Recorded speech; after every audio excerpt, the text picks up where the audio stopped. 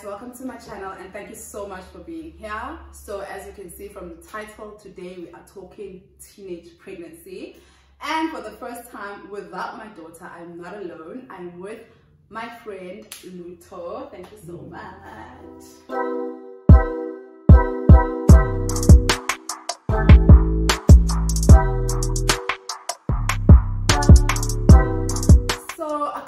Months ago, probably not months ago, maybe 2 years ago or maybe last year, I don't know when it was, I saw a tweet. It was a video of this girl and another girl dancing. The caption of the video stated, "My mom and I doing some challenge," but she couldn't really tell who's the mom and who's the daughter. So everyone was just like, who's the mom, who's the mom? And then one person commented and she said, "Teenage pregnancy looks like it slaps." That comment stuck with me. Like, it stuck with me because I was just like, which teenage pregnancy do you guys think slaps? The same teenage pregnancy where your life turns upside down. And at that time I didn't have a YouTube platform, and now I do. So I thought, why not talk about my experience? I was a pregnant teenager, but to make sure it's not one-sided, I also invited Lutho to come because Lutho, I don't want to say you were a product of teenage pregnancy, but you're a baby of a baby, basically. Lutho's mom was 16? Yes. Lutho's mom was 16 when she had her. So I just want to basically to get both ends of the stick, like my experience as a teenage mother and someone's experience who was raised by a teenage mother. Were you even raised by a teenage mother? Because we hardly even raised them. She was there, but obviously, you know, being a teenage mom, she had to hustle quite a lot, obviously. Most of the time she was away finding work or at school or finding school and finding work. So she was there, but yeah, I never got to really live with her. So that was slightly difficult, but I mean, she was there though. She made the phone call, she did come on good December, you know, so she was there. And how often would you see her in a year? I spent my childhood, or when I was a toddler, I spent most of that time with my grandmother, obviously, because she was 16 when she had me, so she had school. And then when she started working, I still couldn't live with her because she was still finding her way. She still had to find her own place, and find me at school because I lived with my grandmother in our traditional home in the Eastern Cape, and she was here in Durban. So I only started living with my mom probably when I started primary school. And then in primary school, and then she worked in construction, so which made it very tricky. Her job took her to a lot of places all the time, so even then I had to, I don't know, I had to find my way because I don't get that. So, yeah. So your mom was lucky your grandmother took over. Yes. When she gave birth to you, obviously. Yeah. And then was she in high school when she gave birth to you? My mom matriculated early. Okay. So she was 17 when she finished school, and then by the time she finished university, I was still living with my gran, and then she had to find a job, and then only after she had settled in Durban, after finding her first job, then she took me. That was in primary. Maybe I was 7 years old. Okay, but that's not bad though. So you didn't really spend a lot of time without her. I mean, 7 years is a lot. Yes. But do you remember anything in that 7 years? Do you have any resentment towards? What do you know about her? Like, what did you know that she couldn't take care of you because of 1, 2, 3? What did you understand at that age? Well, when I was 5, I just remember missing her a lot. I remember her coming to visit, and I remember crying every time she left. That's all. I can't really say maybe I was a sad baby, because living with your grandmother is actually quite cool, because grandmothers are like that. They never make you feel like you're missing out on anything. It's only when I grew older, maybe when I turned 16, when the resentment started. Because at 16, you start realizing that, this person is not here. Like, this person is not here. I need to cry. I need to tell someone that I met someone, and I'm feeling like this, and I'm getting my period, and she was always away. And this was because of the career, obviously, that she chose. Yeah, because with contractors, I mean, the road, you fix the road here, and then next month the road is in another city, and then she'd always leave, and I'm like, oh no. So she missed the prize givings, and she she missed quite a lot. Yeah, she missed quite a lot. I had to be self-motivated. The phone calls were there. She'd call, oh, how was school? I had to learn independence at a young age, obviously, because I spent a lot of time on my own. So yeah, the resentment started at 16, because at 16 you think you're older, yes, yeah, and you think you're mature, and you think you know more, you know better.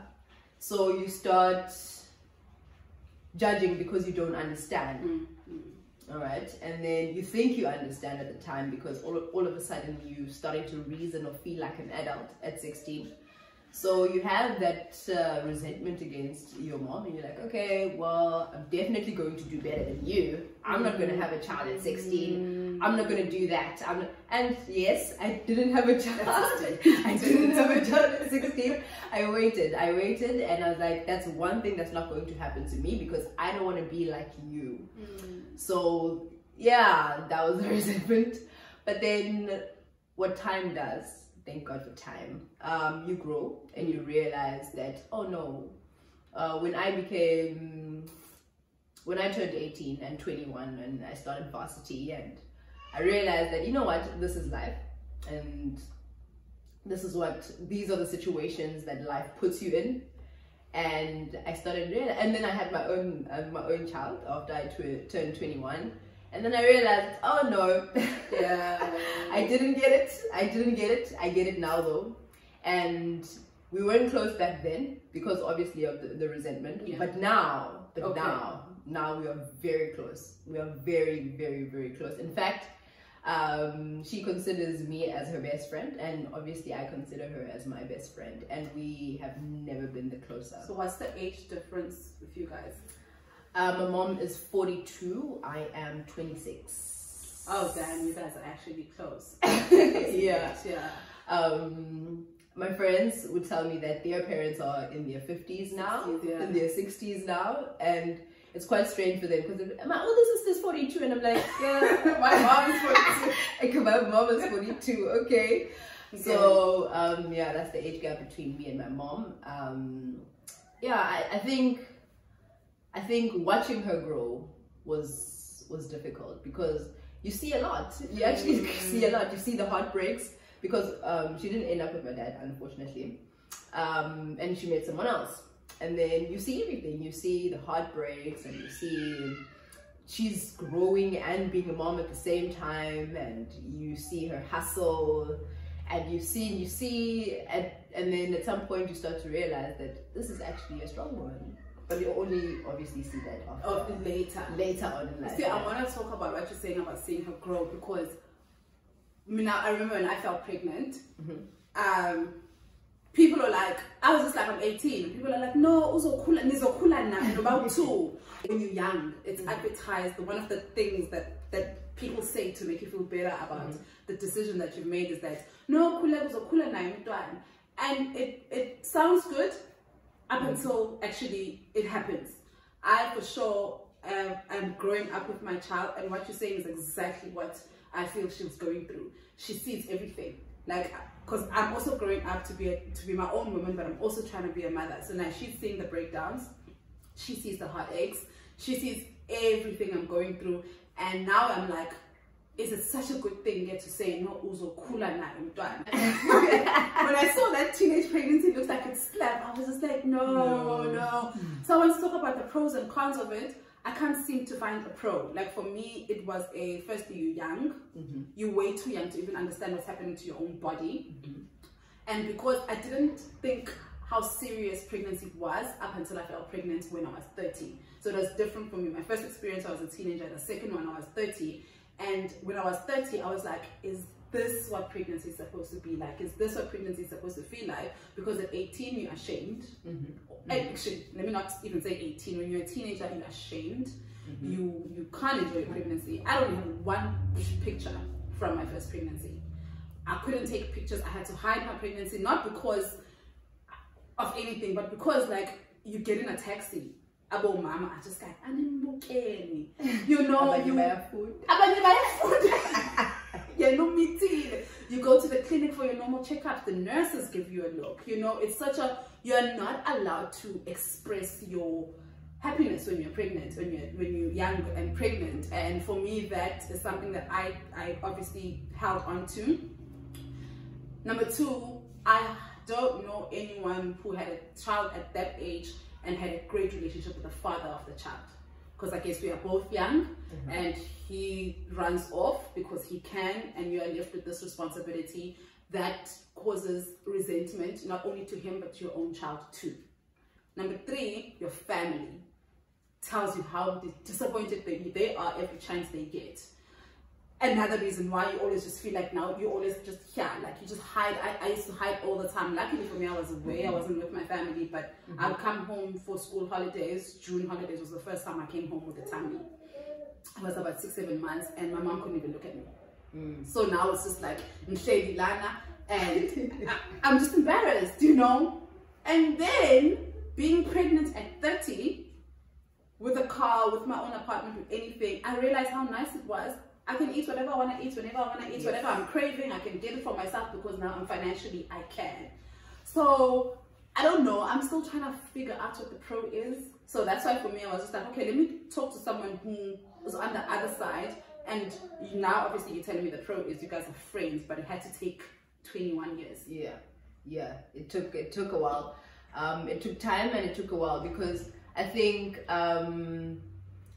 initially you don't understand anything, obviously, because you're just a toddler, and then you get into primary school and it's your pre-teens, and all you want to do is show your mom how much you love her. You're thinking that she's absent because she doesn't love you. You think the reason she's not there is because she doesn't love you. So all you try to do forever is show her how much you love her. So I was at school getting all A's, trying to impress her, call her, tell her, Mom, I passed my test, I did this, I did that. Mom, I'm going to prize giving, I came first in math. And all she could say was, I'm proud of you, well done. This hurts because you sound exactly like my daughter. Alwande is always, oh my God, I didn't realize it was because of that, you know. And just like your mom, I try to be home as every long weekend, every school, every opportunity I get. One thing I told myself I will forever do is be there for her birthdays and be there for first days of school. I've never missed the first day of school. Special moments, I always make sure that I'm there for. But I never think about the fact that she probably thinks that I'm not here because I don't love her, not because I have to work 10 times harder because I had her at a very young age. And besides the fact that she has to work, I feel like even if I was in the same house, parenting when you're a teenager is just not something I think anyone can do. It's the process of, okay, you want your mom to try to love herself because she's still young. She's still very, very young. So you want your mom learn to love herself.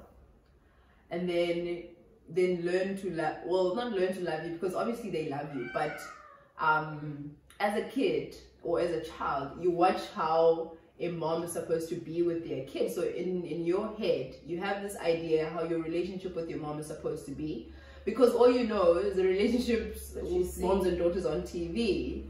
So that's how you hope it's going to be. And then you have this young mom who has everything, trying to juggle everything, and they get, you know, even when they get frustrated, you feel like you're not sure if you're the one who's doing everything wrong, or you're not trying hard enough to be understanding, and that's not even your responsibility as a child. And then you feel like you have to be understanding all the time. Oh no, mom has to work.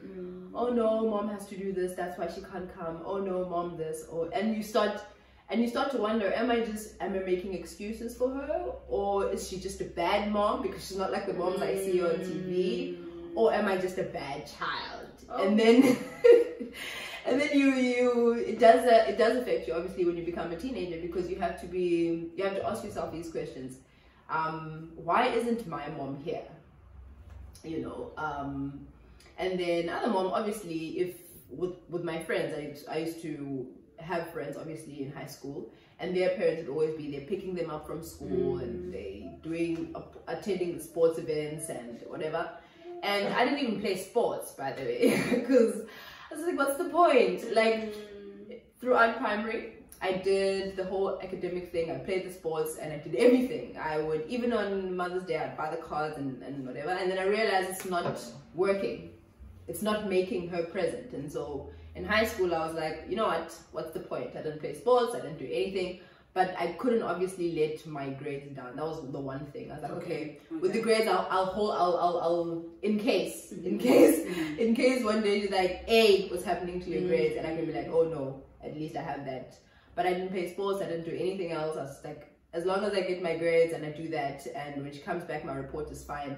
And when she came back from work and she'd ask for my report and she'd be proud, and then she'd take me out, and that's the only standard that I kept. No. As long as my grades are good. Yeah, because that's what mattered to her, because obviously she's old generation and it was all about the education with them. It was all about the education. I don't know, the more it speaks up to you, the more I'm just like, I'm your mom. That's all I care about. Also around it. To a point where I got so hurt one time where she would call my sister for a lot of things and not me. And then one time I was just like, why does she call me?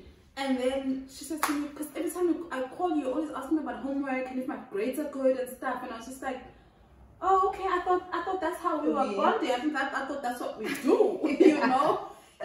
So when you talk now and you say that, even with your mom, you thought that was the standard. Yeah, as long as I kept my grades up, that was great, because that's all she'd ask about. I mean, that's all I asked about. That's all she'd ask about. So hey, I mean, what did you say that you thought that you had to basically buy her love in a way by always trying to prove yourself? And from her side, do you feel like she ever overcompensated in some ways because she wasn't there, or maybe she wasn't there as what she was supposed to be? I could never tell the difference. Okay, it's either she just, okay, I was a good child generally, like I didn't do anything bad, didn't stay out late, I didn't, because obviously I was trying to win her love. I'd stay in, do everything I had to do, clean, whatever. So she never really had to discipline me. But whenever I'd ask for something, it was never a no. It could never be a no. How can it? I never asked for anything anyway. You never hear anyway. So how are you going to say no?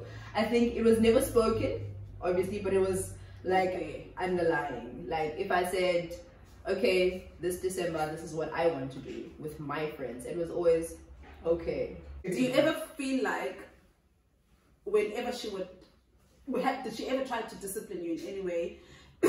And did you ever feel like, but you didn't raise me, so what are you talking about?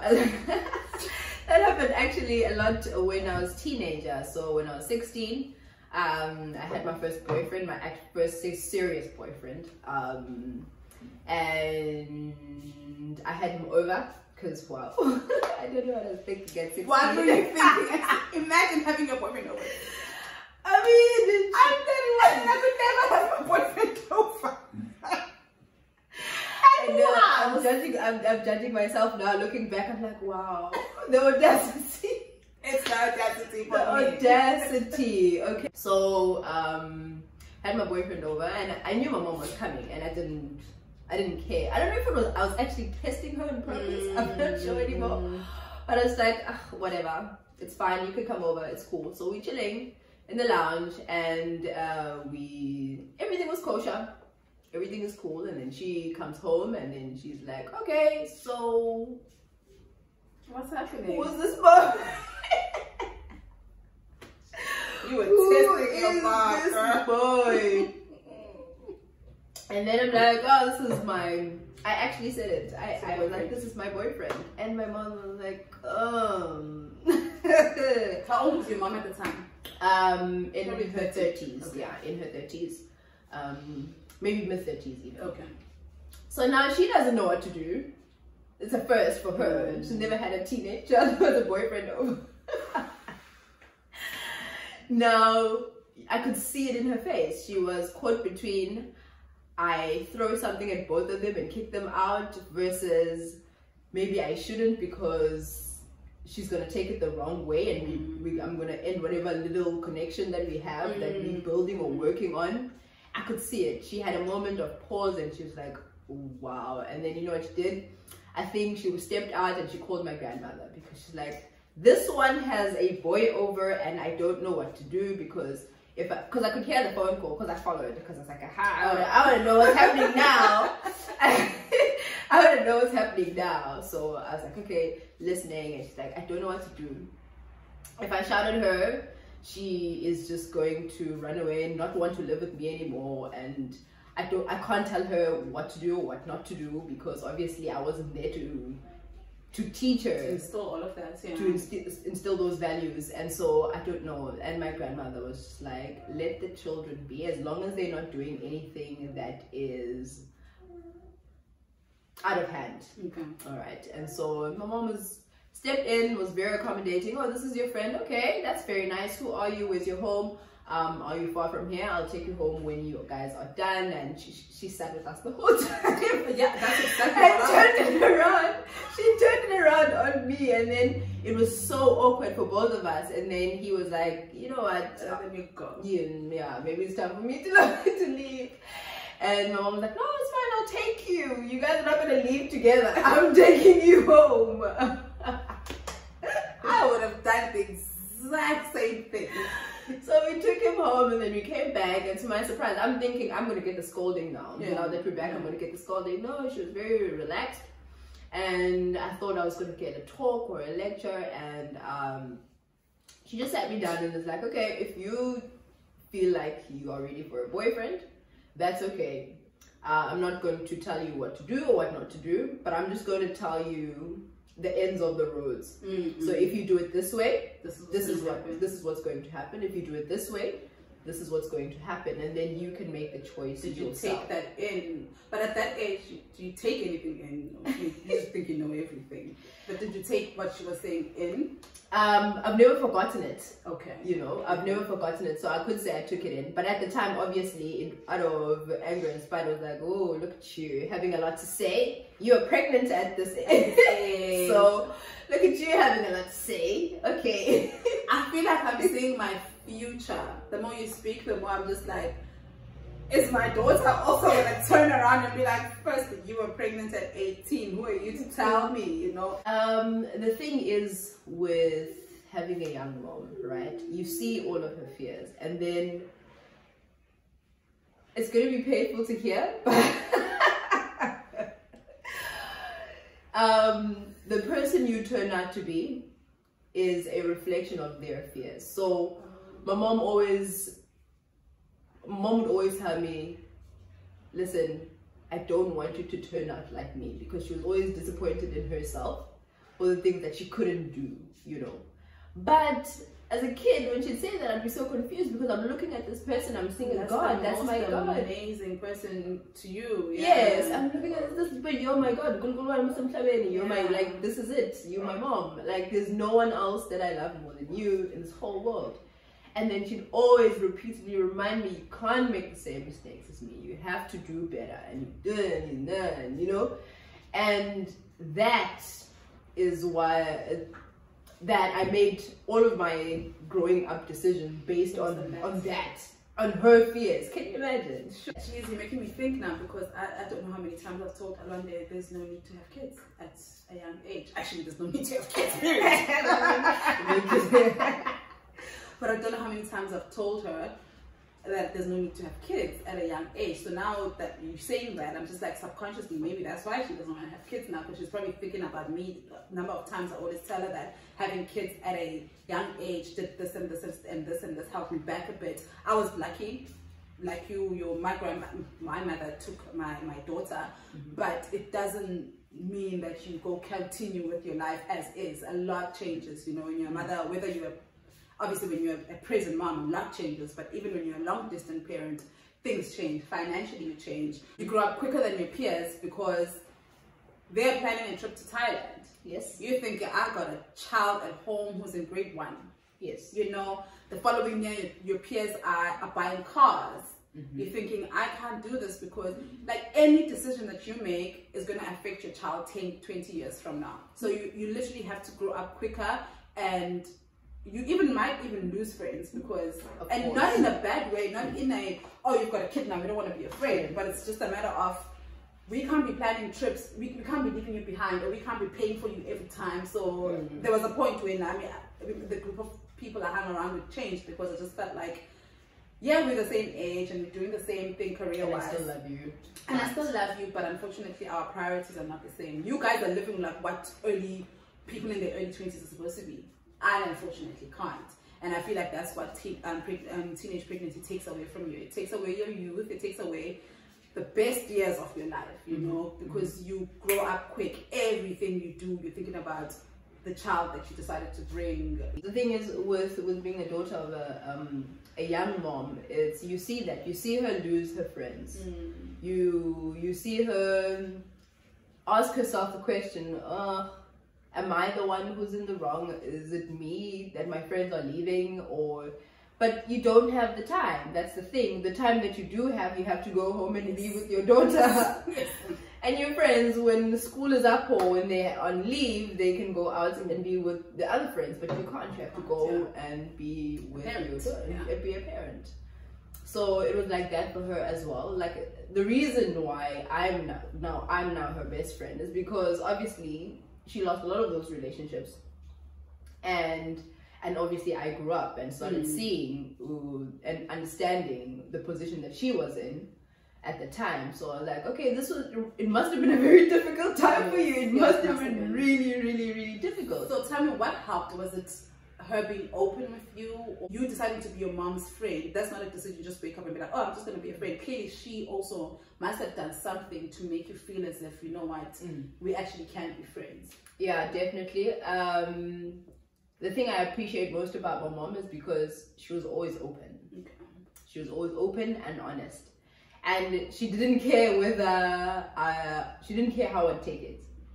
She'd be like, this is me, and if you can't accept me for me, then I don't know what you're going to do, because also I'm the only one you have. Okay, you don't have dad, so I'm the only one you have. So if you can't accept me for me, then that's it. That's your decision. And she would be completely open. And sometimes when I was younger, I'd hate it because she's so open. I'd have to be so understanding, because you know, you're so open, and I'm judging you for making those type of decisions, but at the same time I understand, you know. And I'm like, why would you act crazy like that? And then he'd be like, well, I did that and I can't change it now. And then I'd be like, wow, and how do we move on from that? And then he'd be like, I have no idea. But at least you guys had those conversations, you know. She gave you that space. So when you see how she parents them and how she parented you, is it a big difference, or is it's still more or less the same, except the fact that obviously she's more present now? It is a huge difference between me and my sister. Oh, by the way, my sister and I are a good 10 years apart. Okay. Or no, 7. Okay. All right. I disliked my sister for the longest time.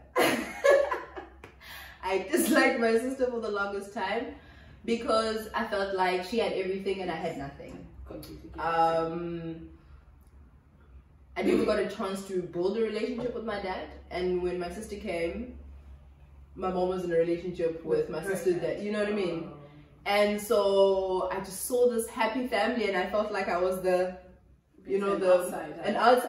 It felt that way for the longest time. So I disliked her, but then obviously I got over it as I got older, because I started realizing that, you know what, this is my blood, this is my sister, and she loved me. I think that's what was annoying, because as much as I disliked her, she's always here, following me everywhere, crying after me. In fact, she'd cry after me more than she did for my mom, and I was like, why are you always here in my room, in my space? And she just never allowed me not to like her. Like, she's like, yeah, you're my sister. And she went to school, and obviously I had to go to different preschools, the ones that my mother could afford on her own. Okay, and now she's in a double income household. Yes, so she can afford better for my sister. So now what she's learning at school is, oh, my sister, I love my sister, and my sister should be my best friend. And I'm like, nah. Hold it right there. Nah. So, but I'm grateful for that she did that, because if she didn't do that, if she wasn't persistent, maybe I wouldn't be close to my sister. So yeah. Now my sister and I are great now. Now she calls me for everything, so it's great. My eldest daughter is not happy with the fact that I have a little girl. She's not happy with her sister. I remember when, just after giving birth last year, before, I think I was about 7, 8 months, she asked me what's a contraceptive. So now I explained to her, I'm like, okay, cool, a contraceptive is 1, 2, 3, and then she keeps quiet, and then after like maybe 2 minutes, she's like, why didn't you take one? I'm like, wow, with you or this? She's like, the one you're pregnant now. And I'm just like, I brushed it off, I just laughed. And then I think like a month after that, she was just like, what's an abortion? I explained what's an abortion. She's like, why don't you have one? You know? Okay. So all of them taking it, okay, jokingly, you know, but like she first like, why don't you take a contraceptive? Abortion, why don't you have one? You know? And so one time, I had given birth, this allowed, right? But that time I didn't say it like that. One time I had given birth and we were here at home and my baby was crying, you know. And she said to me, I was just like, I was exhausted. Like, you know, being a new mom is exhausting. And she was just like, well, you chose to have this child. You could have had an abortion. I was just like, okay, look, this is not sitting right with me. I was just like, okay, we'll have a talk. And then I kept forgetting to have a talk. But every time I'd hear her talk about her little sister, she'd be like, oh, she could fall. I don't care. Like, the other day she said to me she dreamt of her sister falling off a cliff. I'm like, oh, that's a horrible dream. And she was smiling the way she was telling me. So I'm like, why are you smiling? She's like, I mean, she could fall off a cliff. It's fine. So I had to sit her down and be like, clearly, there's an issue here, you know? And she was just like, no, there's not an issue, but it's just that, you know, it was nice being an only child. And like, you're an only child for 12 years. Yeah. My kids are 12 years apart. You're an only child for 12 years, you know? And I still haven't been able to get to the root of the actual issue, because obviously there's an issue. There's no way you're going to tell me why I didn't take a contraceptive, why I didn't have an abortion. Clearly there's an issue. So we're starting therapy soon, because I want to understand, do you resent your sister? Do you resent me for having a sister? And also, do you see a different relationship with me and your sister that maybe you didn't experience? What is it about it? And when you're now talking about also basically feeling more or less the same, I get it, I guess. Yeah. Having a little sister, it was worse because it was a girl. Maybe if I had a little brother, I'd blame it on the fact that maybe it was because we're a different sex. Yes. So, you know, but she got the pink dresses and the pink flowers, and she went the days at the park and the baby showers, because this is the thing, my mom was 17 when she had me, so her friends at the time were not throwing her baby shower in high school. So her friends are definitely the baby shower. So they're definitely no one was celebrating my coming, and you see how everyone is celebrating her coming, and you're like, okay, guys, well, so okay, so definitely there was something there for quite a while, but then obviously with growing up, so I think everything is resolved through time, because it's not something you can tell your daughter. It's not something you can explain to her. It's not something that you can one day sit her down and be like, you know what, this is what it is, and I hope you're okay with it. No, it's something that she needs to see for herself. She'll walk out one day of your house and she'll go into varsity, and then she'll go into life, and then she'll realize that, this is how much my mom had to deal with. And so, damn, she is a god. You know how initially you think your mom's a god, and then you hate her. And then you hate her because you're thinking, why are you making such bad decisions all your life? All your decisions have been bad. And then when you realize at the end, you're like, oh no, she is a god, because she's been through so much. She endured so much. And she did so much. And then you're like, okay, now I want to be like you again. Initially, I wanted to be like you. And then you're just like, oh no, not you, baby. Not you. and too much happening in your life. It's too much. A lot was happening in my mom's life at that time. She was working in a different province. She also ended up breaking up with my sister's dad, so that heartbreak was a lot as well. Because now she's going through something. She's going through a heartbreak, so she has to take care of herself. But she also has 2 kids. She also has 2 kids, and this one is young. And now I'm there like, so where do I fit in? So you have a baby, a young kid, who still needs 100% of your attention, and you also you work in a different province, and you're heartbroken and you're dealing with so much, and also you have a lack of friends because you were in a relationship for a long time, and then you lost most of you lost most of your friends. So now again, what about me? Oh. I hate that it had to take time though for you to understand what was happening, because I can imagine already as a teenager you're going through so much, your body is changing, your hormones are changing, you think you know it all. Like being a teenager is a lot. It's a lot, and on top of all of that, to deal with a mother you think doesn't love you or like you in a way. I had to deal with a mother you think likes your sibling more, you know. That must have been a lot for you as a child. And that's your interpretation of the whole situation. You see your mom give your sister a lot more attention, and you just interpret it as they love her more, but she's a child. She's a lot younger. Okay, so I wanted us to tackle the pros and cons of basically having a young mom or being a young mom. So far, I don't have any pros. Except the fact that I'm now 31 and I'm done with kids. I'm done with kids. I don't have to. Most of my friends are in their 40s thinking about having kids. I'll be on a cruise. Drinking on a cruise because my kids are going to be older. So I guess that's a nice, a pro, definitely, that I guess Party life begins at 40. My life will definitely begin at 40 because I will not have a child. My youngest child will be 10 at that time. So I guess that could be a pro, but when I saw pregnancies, teenage pregnancy slaps, guys, I was just like, no, guys. It's cute, Veda, to see, oh my gosh, is she a mom or is she a sister? That's cute. When you're in a bikini with your mom. Yes. We have a picture like that. My mom is very old. But we're both in bikinis and people are like, I know. Which one's the mom? Which one's the mom? Which one's your sister? That's cute. You know, that's cute. But the emotional turmoil you had to go through to get to this point is not worth it for me. It's not worth it, but I will be honest, the biggest pro for me was learning through seeing instead of experiencing. Okay. So I learned a lot.